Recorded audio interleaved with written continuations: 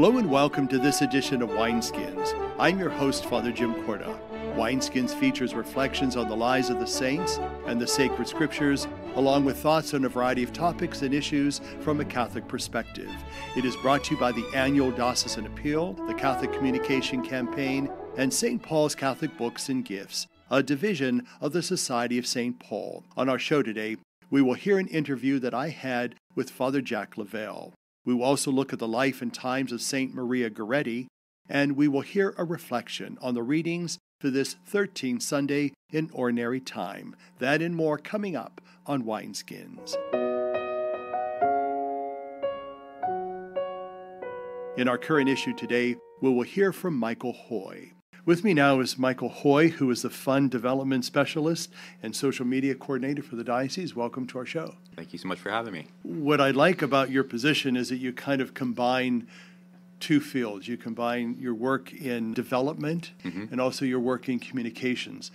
How have you been able to meld those two together to do the work that you do? Well, they are pretty opposite. One side of things, you have the funds and the grants to seek out, but also it deals with the Diocesan Appeal, which we've pretty much rebranded. So with my experience in design, I helped make a logo, a new website, and so that allowed me to use a lot of my creative freedom in that way. And of course, with the social media part of things, I got to use my creative freedom in that way as well. So I'm definitely honored to be here and doing work for God. Let's talk a little bit more about annual Diocesan Appeal. Since you're involved in that area, we know it's an important mission of our diocese to reach out to the poor and the needy, and we do that through Catholic Charities. And obviously the appeal helps tremendously for that. In your work with the development and Diocesan Appeal, what has been a blessing for you, and what has kind of opened your eyes a little more clearly of what we do as a church to help the poor and the needy? When I was working with or interning through Catholic Charities, and I was helping them with the Voice of Hope, I saw the true impact then, which is how many people support charities and their work, and how many donations came through for the raffle, and just how much support there was for that.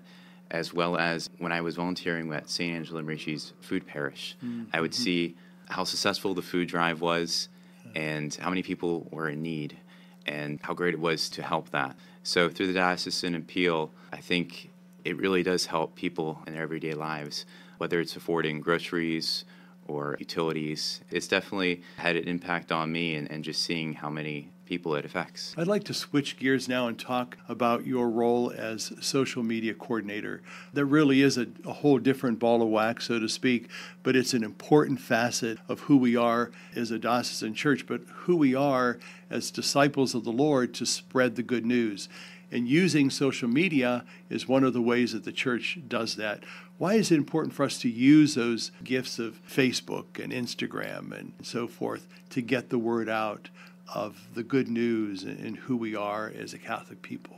I think it's so important because, of course, spreading the word of God through Facebook posts is amazing, and even using the Catechism of the Catholic Church as well as saint quotes, and I love doing all those things, but as well as updating everyone and what we're doing in the community and making sure that we're being as transparent as possible with all of our efforts and all the events we have here at the diocese. And then, of course, not only updating what we're doing here at the church, but to give basically the diocese a face and to take it to our diocesan family, our staff members who've been working here for so many years, and just getting their input on things for their favorite quotes and their Bible verses. And that's what I was also trying to do with the Voice for a Diocese, which is supposedly supposed to launch pretty soon. Yes. Let's talk about the positive approach to using social media. We know that over these last several years, social media has gotten kind of a bad rap because sometimes it does not always tell the truth or the true story. For us as a diocesan church, telling the truth and being honest and transparent is very important. Why and how can we better use those gifts in a more positive way? I think we first have to find a context, because I know a lot of people, either they're broken or they are hurting inside. And sometimes they'll go on social media to share their feelings and thoughts. And so we always have to be considerate with every person we are talking to through social media. So I find it helpful to take each situation where someone is trying to give their thoughts or feelings. And while it may seem negative or while it may come across as disliking the church, I always try to give them the benefit of the doubt and try to allow them to speak, but also to be aware of where they are in life as well. And in closing, very quickly, where can they find the social media information for the diocese? You can find us on Facebook, Instagram, and also through YouTube now. We'll be updating YouTube in all its elements, and I'm trying to also find new ways and techniques to use stories through Facebook and Instagram. Mike Hoy, Fund Development Specialist and Social Media Coordinator for the Diocese of Youngstown. Thank you for spending some time with us and allowing us to get to know you and your work better and your ministry. And we thank you as a young person for your dedication to God and to the church, and especially to your work in social media. Thank you. For Wineskins, I'm Father Jim Korda. To tell us more about the life and times of St. Maria Goretti is Bobby Bankovich. She is from St. Paul Church in North Canton. This young girl was scarcely 12 years old when she died in defense of her chastity in Italy on July 6, 1902. She was canonized by Pope Pius XII in 1950, and it is the first time in history that the mother of the saint was present at canonization. Marie Teresa Goretti was born of a poor family and was uneducated, but she manifested a maternal spirit in caring for her 4 little brothers and neighbors' children while the adults were working in the fields. Her father died when she was 10 years old, and one of the men who worked with her father had made several attempts to seduce Maria. Her refusal so angered him that he threatened to kill her, which he eventually did, stabbing her 14 times. Maria died in the hospital in her hometown of Nettuno, Italy, after forgiving her assassin. In 1910, during his 8th year in prison, Alexander, her assassin, converted after a dream in which the young martyr presented him with a bouquet of flowers. He was released from prison in 1928, and after asking pardon of Maria's mother, he received communion with her at the Christmas Mass. Alexander was also present for the canonization of Maria Goretti in 1950. He spent his last years as a Franciscan with the Capuchins and died in 1970. In the opening prayer of the Mass, we invoke God as the source of innocence and a lover of chastity, who gave St. Maria Goretti the crown of martyrdom. Maria is a gift for the Church in our time as she gives witness to a great truth. It is possible to reach a high degree of sanctity, even in what St. Ignatius of Loyola called the first degree of humility, namely, to prefer death rather than commit a mortal sin. When Maria stated, "Alexander wanted me to do something evil, and I did not want to," she was verifying her previous decision never to yield to his advances, although she had told her mother, "He will kill me." Pope Pius XII said in his sermon at the canonization, which is in the Office of Readings, "With splendid courage she surrendered herself to God and His grace, and so gave her life to protect her virginity." In the opening prayer, we pray that we may be faithful to God's teaching, as Maria was.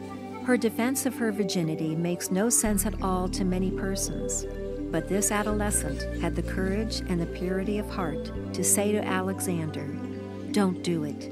It is a sin. You will go to hell."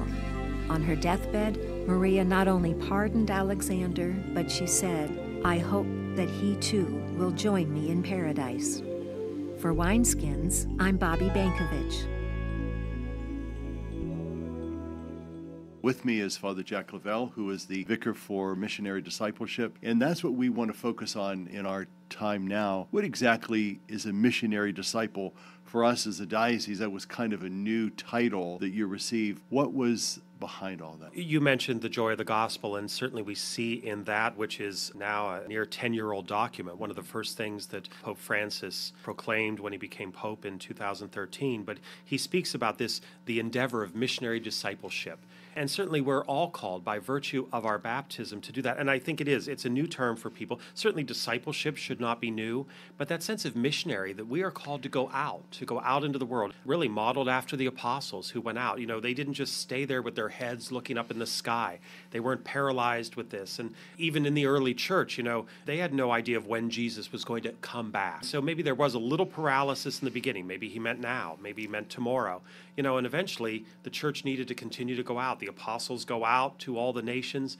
Our missionary effort may be going back into our homes. It's going into our workplaces, going into our schools, going into our community. And again, not beating people over the head with our particular view of religion, but that overarching sense of who Christ is for us and the love that he compels us to share with others. I'd like to go back to that word that you talked in the last segment, and that is accompaniment.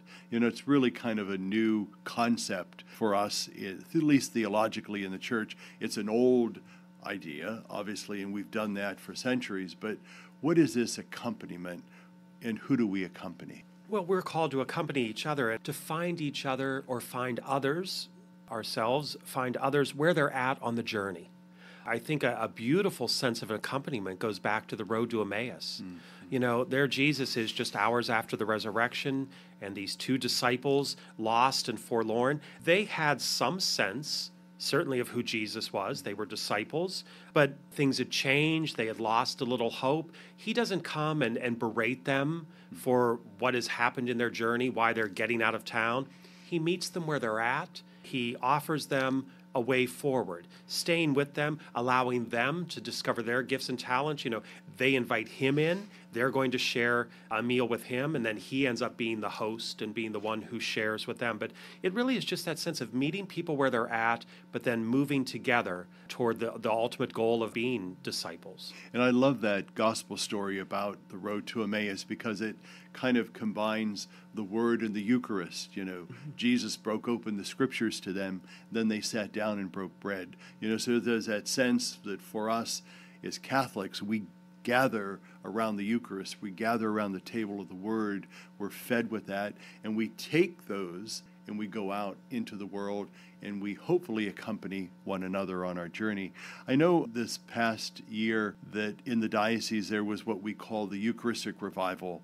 Talk briefly about that, but where has that gone and where is it going? Well, it came out of the United States Conference of Catholic Bishops' efforts to re-engage people with an understanding of the Eucharist. So again, we go back to the word revival, kind of like evangelization. We might think of, non-denominational churches and those old tent revivals and coming to town.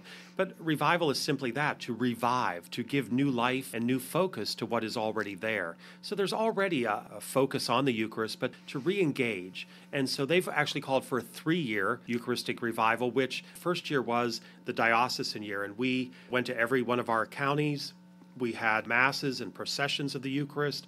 We then revisited those counties and celebrated holy hours, something we need to re-engage with a little more. I've discovered we're not good with silence. We like to fill it with prayers and songs, but we need to learn to just sit back in the presence of the Lord and reflect and pray. And now we come to this second year, and so we are encouraging parishes to invite those same activities throughout the year. And then it culminates with a National Eucharistic Congress in Indianapolis. And let's talk about that Eucharist and how important that is for us as Catholics. But then there's something that's really what we call the March of the Eucharist, which was an old book that listed all of the parishes at that time in the Diocese of Youngstown during this particular year, and that is something that's going to be revived again. Talk briefly about that. Well, certainly the Eucharist, as we hear in our teaching, is the source and summit of who we are. That great gift that Christ left us, his own body and his own blood, to nourish us and nurture us. And so in 1951, we were just about 8 years old as a diocese. Our first bishop, Bishop McFadden, he compiled a book that its full title is The March of the Eucharist from Dungannon. And that from Dungannon is simply that is the oldest parish established in what is now the Diocese of Youngstown in 1817, in Dungannon, what became known as St. Philip Neri. But in that book, as you mentioned, there's a picture, nice etching, and then a brief history of each of the parishes that existed in the diocese up to 1951. We have parishes that didn't make the book because they were established after, as we were still growing into the late 60s. We now see that we've had many parishes that have merged and been renamed. So we really wanted, with this whole focus on the Eucharist and that beautiful theme, you know, he could have given it any title, but the March of the Eucharist, that's who we are. We are a Eucharistic people going forward, that we now are going to redo the book, an updated version, and it's going to be a digital form. We may print one, but more digital so that everyone can access it, and it will be the March of the Eucharist Continues. And who we are today, and why the digital form might be so nice is the church is always changing, it's always evolving, it's always moving. And once we print a book, it's stagnant. You print something and it's out of date the next day. But we can constantly update this and engage our parishioners across the 6 counties. And basically, that whole image of we are pilgrims on the way to the kingdom. And so I like that image. What I'd like us to talk about is something that I think is rather difficult, and that is the reason why a lot of people since the pandemic have not returned to church. We know that's a reality. That's not only in our Catholic churches, but that's all over in many denominations.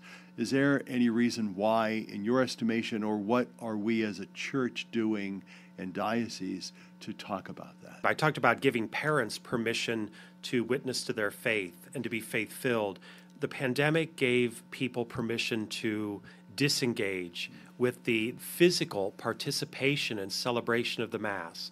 One of the things the Diocese of Youngstown has had for many, many years is our Mass for shut-ins, which is there for people who truly need it. And I don't want to sound, flippant, but it frustrates me when people will say, I need the Mass for shut-ins, but they're telling me that when I run into them at the grocery store or at the mall or at my nephew's soccer game. And I'm thinking, church is the only thing that you have not fully engaged with. We are almost 3.5 years. I know that sounds so odd, but we are almost 3.5 years since we returned to church on Pentecost Sunday in 2020. And we need to really engage more. So the Mass for shut-ins is a beautiful thing. My grandmother used to watch it faithfully laying in bed or laying on the couch when she could not get there. But we need to really work at people re-engaging and being part of the family, part of the community. We gain so much when we're with and for each other, and that's just been lost. And I think people have just gotten out of practice.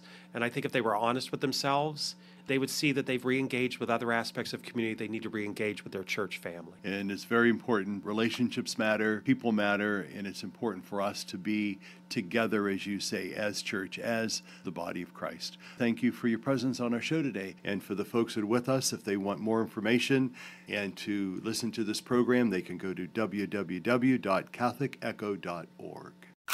Christopher Minutes, thoughts on making every day count. Here's Monsignor Jim Lisanti. Major Charity Adams Early commanded the only all-black Women's Army Corps unit to serve overseas in World War II. In 1996, she was finally honored for her wartime service. She said, "Students ask me, how did it feel to know you were making history? But you don't know you're making history when it's happening. I just wanted to do my job."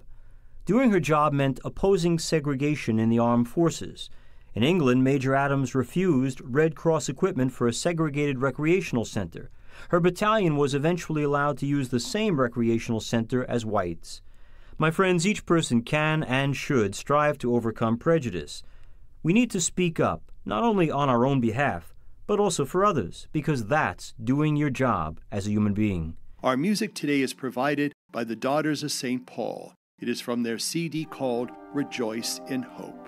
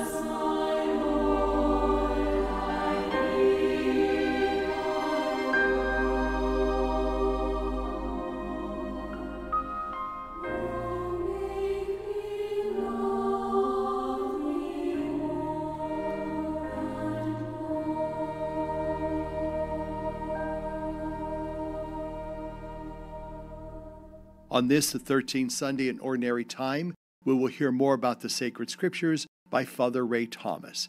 Last weekend, you may recall in the Gospel, Jesus calmed the storm in the midst of the disciples being panicked by it. This weekend, Mark tells us of two other people dealing with storms in their own lives. First, Jairus is concerned about his daughter, who is at the point of death, and asks Jesus to come lay his hands on her that she might get well and live. And on the way there, a woman afflicted with hemorrhages for 12 years approaches Jesus to simply touch his cloak, believing that if she does so, she would be cured. These are perhaps more common storms that any one of us can be dealing with: the possible imminent death of a loved one, or some serious illness going on inside of ourselves. Both Jairus and this woman show a depth of faith in Jesus that his disciples seem to have lacked last week when they faced the storm out at sea. As Jesus and Jairus were making their way to his home, people from his house intercepted them to tell Jairus that his daughter had died, not to be troubling Jesus any longer. Jesus' response to Jairus was simply, "Do not be afraid, just have faith." It was, after all, this faith in Jesus that brought him to Jesus. When we receive troubling news, our faith in Jesus Christ is all the more important for us. We are also reminded in the reading from the Book of Wisdom that God did not make death. Rather, it came about through the envy of the devil, an inference on the story of Adam and Eve in the garden. They tried to find their happiness and fulfillment by doing things their way rather than God's way. They didn't trust what God had told them. So we often blame Adam and Eve for all the problems in our world and say if they hadn't sinned, we would be in a much better shape today. But we're really no different. Too often we choose not to trust God and seek our happiness and fulfillment by doing things our way rather than following God's way. The passage goes on to tell us that those who belong to the company of the devil experience death, referring to a spiritual death. St. Paul, as he writes to the Corinthians, also calls on people there to have faith as they assist other communities in need.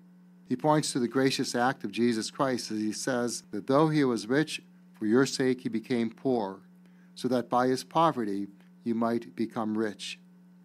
The very act of Jesus emptying himself of his divinity to take on our humanity for our salvation gives them the example of giving of themselves for other communities. Our diocesan appeal is based on this same act of faith. St. Paul points out, it is not that others should have relief while they are burdened, but that as a matter of equality, their abundance at the present time should supply their needs of the other community. And conversely, if it were to happen that if the Corinthians were to be in need, the abundance of this other community may supply the needs of the Corinthians so that there may be equality among them.